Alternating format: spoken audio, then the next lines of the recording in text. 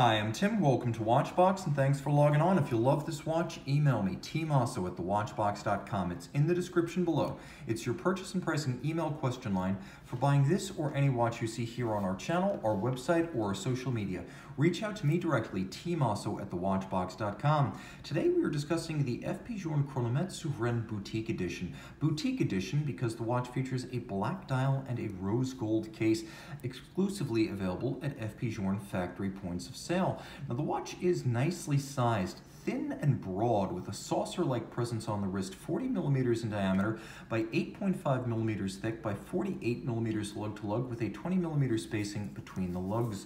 The CS as a model launched back in 2005 and quickly came to define the fundamental tenets of Journe dress watch design.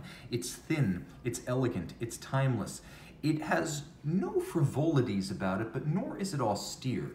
It's low, easily fits underneath the cuff, and the timepiece with a rose gold movement and a rose gold case weighs a bit more on the wrist than you would anticipate for a watch of this size. You can see head on how much clearance I have on both sides of my wrist, and also down the barrel that I've got plenty of clearance on each side. The watch would probably wear well on a wrist as small as 13.5 centimeters circumference. Taking a quick look at the hardware and the software, you can see this is a strap of extraordinary quality. Journe factory strap, black, semi-gloss, large rectangular scale alligator on the top, a folded edge, a monotone stitch, and then small round scale gator on the bottom.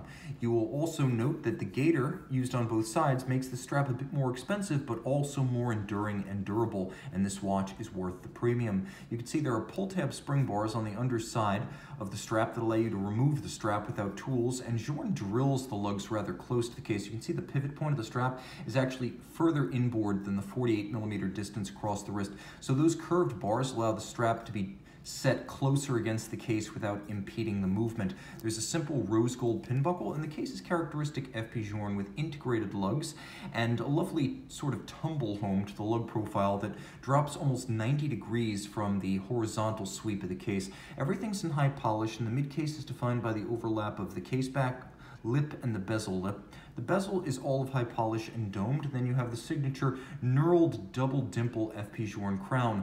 On the dial side, you have a lovely rose gilt golden printing fashion, and it is a characteristic Journe dial with a railroad track outboard for reading the minutes.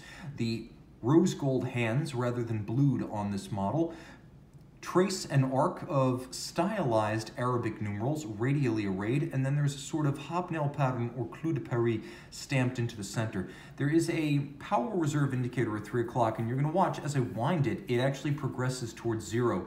0 means it is fully wound. This is, after all, the Chronometre Souverain, and the watch has a power reserve modeled after vintage marine chronometers or navigation clocks, which needed to be wound every 24 hours, exactly 24 hours apart. So it was more important on those clocks to know how long since the watch had been fully wound and then wind exactly at 24 hours since the last winding. That's why Journe's power reserves indicate 0 hours when fully wound. It has been 0 hours since I fully wound the watch.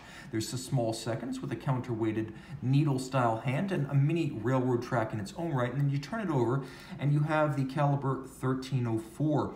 13 because that's its size in French lean, 04 that your work started on the movement. It is entirely red gold with the exception of a few mechanical parts. The movement itself is gold inside a gold case, which is one of the reasons this watch is so hefty. The watch is adjusted in 6 positions, one more than the COSC chronometer standard of 5, and for durability that adjustment is taken and held by a free-sprung balance architecture. The balance beats weight at 21,600 vibrations per hour, and to improve the preservation of amplitude, not running too high nor too low through the power reserve of the watch, twin barrels are used. Those help mitigate against fast running when fully wound and excessively slow running when mostly discharged. So the 2 barrels afford the watch a 56-hour power reserve, and all of this pivots on 22 joules. You'll also note that there is no visible means of transmission between the barrels and the escapement.